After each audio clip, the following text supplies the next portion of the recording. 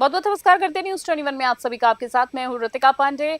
Special bulletin देख रहे हैं। खबरों की बड़ी शुरुआत करेंगे बुलेटिन की, जहां बात करेंगे सबसे पहले पिंजारा जोरा थाना क्षेत्र के खूटाठी गांव की 18 वर्षीय पुष्पा कुमारी पिछले 8 महीने से लापता है, लेकिन अब तक उनका कोई सुराग नहीं मिल पाया। इस मामले को लेकर पुलिस की कार्यशैली पर गंभीर सवाल उठ रहे हैं और मामला हाईकोर्ट तक पहुंच गया है। आगे खबर में बात करेंगे, जहां पर हाईकोर्ट ने पहले एसपी को शर्जीर पेश होने का निर्देश दिया था। जी हां, साथ में आपको बताना चाहेंगे वहीं अब डीजीपी को वर्चुअल माध्यम से जवाब देने को कहा गया है। मामले में अगली सुनवाई जो है जल्दी होने वाली है। वहीं पीड़िता की मां रेखा देवी ने आरोप लगाया कि 3 अप्रैल को उनके चाचा ससुर को जांच के नाम पर थाने बुलाकर थाना प्रभारी ने बेरहमी से मारपीट भी उनके साथ की। उन्होंने ये भी कहा है कि पुलिस उनकी मदद करने के बजाय उनके चरित्र पर सवाल उठा रही है और मामले को गलत दिशा में ले जा रही है। जिला परिषद की अगर हम बात करें, जिला परिषद उपाध्यक्ष बबीता देवी ने भी पुलिस पर पीड़ित परिवार को परेशान करने के आरोप लगाए। उन्होंने कहा है कि पुलिस की ये कार्यवाही पूरी तरीके से अनुचित है। बोकारो से जितेंद्र कुमार त्रिपाठी की खास रिपोर्ट देख रहे थे आप। था 7 तारीख को इनका हेयरिंग था, 7 तारीख को तो नार्को टेस्ट के लिए वहाँ से माननीय उच्च न्यायालय से मिला कि किया जाए नार्को टेस्ट जिन पे शक है दिनेश कुमार के नाम से, तो 12 दिन का टाइम दिया गया। नार्को टेस्ट ना करके इनके फैमिली वाला के साथ हरास किया जा रहा है, मारपीट किया जा रहा है थाना में बुला करके। कल मेरे सामने जो केस आयो है वो फ़ोन करके बोल रहे हैं 3 तारीख को मेरा चाचा को वो लोग बुलाया था थाना प्रभारी। घर जाके उसको पेपर दिया और बोले कि आपको उपस्थित नहीं होने से वारंट हो जाएगा। फिर वारंट का कागज भी दे दिया। तो चाचा आ गया तो आने के बाद वो लोग पूछताछ क्या करेगा, उल्टा दूसरा तरफ से घुमा रहा था कि मम्मी के साथ थी। अब बोलिए नहीं बोलेगा तो पूरा मारेंगे। और इसी बीच अगली खबर की हम बात कर रहे हैं, जहां वित्तीय अनुशासन को लेकर प्रशासन ने कड़ा रुख अपना लिया है। उपायुक्त अजय नाथ झा ने समाहरणालय सभागार में सभी डीडीओ के साथ बैठक कर साफ निर्देशों को दिया है।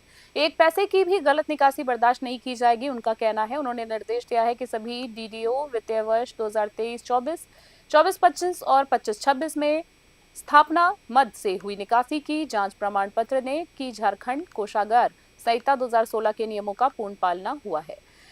जब यह प्रक्रिया पूरी नहीं होती, अप्रैल माह के बिलों में भुगतान पर रोक जारी रहेगी। वहीं बैठक में यह भी कहा गया है कि सभी बिलों के प्रत्येक पन्ने पर हस्ताक्षर अनिवार्य होंगे और बिल केवल ट्रेजरी मैनेजर, जी हाँ, ट्रेजरी मैसेंजर के माध्यम से ही जमा किए जाएंगे। कोषागार कक्ष में अनधिकृत प्रवेश पर पूरी तरीके से रोक रहेगी और इसके अलावा भुगतान प्रक्रिया को पारदर्शिता के साथ बनाने के लिए बिल कैटेगरी और पे ग्रेड के अनुसार तैयार करने के निर्देश दिए गए। वित्त विभाग ने मामले की जांच के लिए कमेटी गठित की है। बोकारो से हमारे विशेष संवाददाता जितेंद्र कुमार त्रिपाठी की खास रिपोर्ट देख रहे थे आप। अब सबसे बड़ी प्राथमिकता है पहले कि वो किस तरह से हमें राशि हम रिकवर कर सकें और उसके खिलाफ विधिक कार्रवाई करें। और सबसे बड़ी चुनौती है कि इस प्रकार की कोई कार्रवाई कोषागार से कोई किसी तरह से किसी भी प्रकार की लापरवाही ऐसे ना हो, इसको सुनिश्चित करना। और सभी निकासी एवं वैन पदाधिकारियों के साथ एक मीटिंग की और उसमें मैंने स्पष्ट किया सबसे पहली बात कि 2023-24 से लेकर 25-26। और अगली खबर की बात कर रहे हैं, जहां बात करेंगे बस्ती के पिकोलिया थाना क्षेत्र में मानवता को शर्मसार करने वाली घटना सामने आई है। कुर्दा हीरापुरवा गांव में एक सौतेली मां ने अपनी 2.5 साल की मासूम बेटी को डंडों से पीटकर लहूलुहान कर दिया। बच्ची का कसूर सिर्फ इतना था कि उसने कपड़ों में शौच कर दिया था। पड़ोसियों ने बच्ची को अस्पताल पहुंचाया, जहां उसके फटे होंठ पर टांके लगाने पड़े। क्षेत्राधिकारी स्वर्णिमा सिंह ने बताया है कि बच्ची का इलाज कराया जा रहा है और तहरीर के आधार पर आरोपी मां के खिलाफ सख्ती से कानूनी कार्रवाई की जाएगी। बस्ती से दिलीप पांडे की विशेष रिपोर्ट। थाना पेकोलिया क्षेत्र के ग्राम कुर्दा से एक घटना संज्ञान में आई है, जिसमें एक 2.5 साल की बच्ची को उसकी सौतेली मां द्वारा बुरी तरीके से मारा पीटा गया है। बच्ची का उपचार कराया गया है। अभी बच्ची सुरक्षित और स्वस्थ है। घटना के संज्ञान में आते ही पुलिस द्वारा तहरीर प्राप्त की जा रही है। तहरीर प्राप्त होते ही उचित धाराओं में मुकदमा पंजीकृत किया जाएगा और मां के विरुद्ध उचित विधिक धाराओं में कार्रवाई करी जाएगी। मेरठ से खबर देख रहे हैं। मेरठ की सेंट्रल मार्केट में सीलिंग की कार्रवाई के दौरान एक बड़ा हादसा हो गया है। प्रशासन की सख्त कार्रवाई को देख एक व्यापारी को अचानक हार्ट अटैक आ गया, जिससे मौके पर अफरा तफरी मच गई। आनन फानन में पीड़ित को अस्पताल में भर्ती कराया गया। इस घटना से व्यापारियों में गहरा रोष व्याप्त है। व्यापार संघ ने प्रशासन पर उत्पीड़न का आरोप लगाते हुए सेंट्रल मार्केट को बंद कर दिया। व्यापारियों और सपा विधायक अतुल प्रधान ने 9 अप्रैल को संपूर्ण मेरठ बंद का आह्वान किया है। मेरठ से शाहिद मंसूरी की खास रिपोर्ट। और अगली खबर की बात करेंगे, डोईवाला से देख रहे हैं, जहां क्षेत्र में बीती रात से लगातार हो रही बारिश ने किसानों की चिंता बढ़ा दी है। खेतों में तैयार और कटी पड़ी गेहूं की फसल को भारी नुकसान की आशंका है, जिससे दानों के काले पड़ने का खतरा बढ़ गया है। वहीं बागवानी से जुड़े किसानों को भी झटका लगा है। आम और लीची के बोर पर कालापन दिखाई दे रहा है, जिससे रोग बढ़ने की संभावना है। किसानों का कहना है कि यदि मौसम जल्दी साफ नहीं हुआ तो नुकसान और बढ़ेगा। उन्होंने सरकार से फसल नुकसान का आकलन कर उचित मुआवजा देने की मांग की। डोईवाला से आशीष यादव की विशेष रिपोर्ट।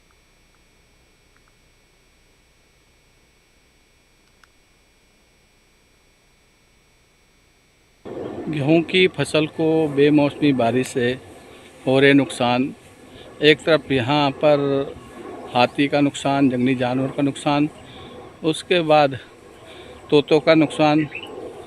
अब ये बेमौसमी बारिश की कहर किसानों पर टूट पड़ी है और बारिश के होने से गेहूं समय पर पक नहीं पा रहा है, जिस कारण से लोगों को, किसानों को, पशुपालकों को नुकसान हो रहा है। इसमें अभी भूसे का रेट 1200 रुपये लगभग है, बहुत ज़्यादा है। अभी तक ये गेहूं की फसल पक जाती है तो बेमौसमी बारिश ना होती, मौसम ऐसा ना होता।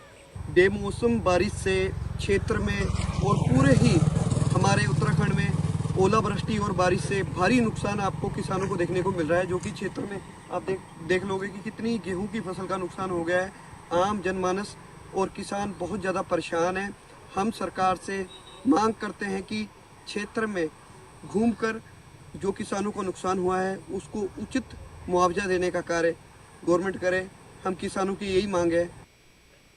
जिला चिकित्सालय को तंबाकू मुक्त बनाने के लिए, जहां तंबाकू मुक्त बनाने की दृष्टि से प्रशासन ने सख्ती से कार्रवाई करना शुरू कर दिया है। कलेक्टर किशोर कुमार कन्याल के निर्देशन और सीएमएचओ डॉक्टर राजकुमार ऋषिवर्ग के मार्गदर्शन में राष्ट्रीय तंबाकू नियंत्रण कार्यक्रम के तहत अस्पताल परिसर में अभियान चलाया गया और इस दौरान अस्पताल परिसर और विभिन्न वार्डों में तंबाकू सेवन करते पाए 13 लोगों पर कुल 1450 रुपए का जुर्माना लगाया गया। कार्रवाई के दौरान कुछ शिक्षित लोग भी नियमों का उल्लंघन करते हुए पाए गए, जबकि कई जागरूक नागरिकों ने इस पहल की सराहना भी की। अभियान के दौरान डॉक्टर RS भाटी और डॉक्टर विशाल डावर ने लोगों को तंबाकू के दुष्प्रभावों के बारे में समझाइश की। वहीं कार्यक्रम में नोडल अधिकारी विनीता सोनी ने बताया है कि अभियान का उद्देश्य जुर्माना वसूलना नहीं है, बल्कि लोगों को जागरूक करना है। उन्होंने कहा है कि विरोध के बावजूद ये अभियान लगातार जारी रहेगा। गुना से विनोद सोनी की रिपोर्ट देख रहे हैं। स्पेशल बुलेटिन में फिलहाल के इतना ही। देखते रहे न्यूज़ 21 वीकली। नमस्कार, जय हिंद, जय भारत।